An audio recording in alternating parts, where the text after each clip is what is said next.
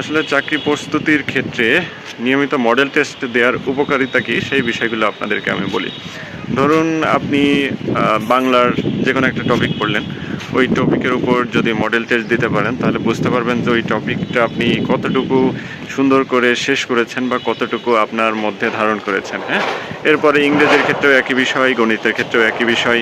আপনি যত model test পরীক্ষায় অংশগ্রহণ করবেন নিজের প্রস্তুতি তত আরও ভালো হবে। হ্যাঁ, এই জন্যই সকলেই বলেন যে মডেল টেস্টের কোনো বিকল্প নাই, সেটা আপনি যেখানেই দেন, হয় কোচিং সেন্টার, বর্তমান সময়ে অনলাইন প্ল্যাটফর্মগুলো আছে সেখানেও দিতে পারেন। তবে সবথেকে বেশি ভালো হয় যে সশরীরে যে কোনো একটা কোচিং সেন্টার হোক বা প্রাইভেট হোক সেখানে মডেল টেস্ট দেওয়ার। হ্যাঁ, তাহলে হবে কি আপনার হলের যে ভয় সেই ভয়টা দূর হবে।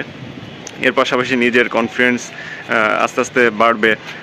এরপর আপনি নিজের দুর্বল জায়গাগুলো বুঝতে পারবেন যে কীরকম সিচুয়েশনে বা কোন মোমেন্টে আপনার এই প্রবলেমগুলো হচ্ছে, যে পরীক্ষার হলের টপিকগুলো কোন টপিক থেকে কী সমস্যা হচ্ছে।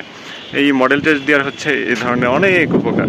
এই জন্য আপনি যত বেশি মডেল টেস্ট পরীক্ষায় সশরীরে অংশগ্রহণ করবেন আপনার প্রস্তুতি তত ভালো হবে।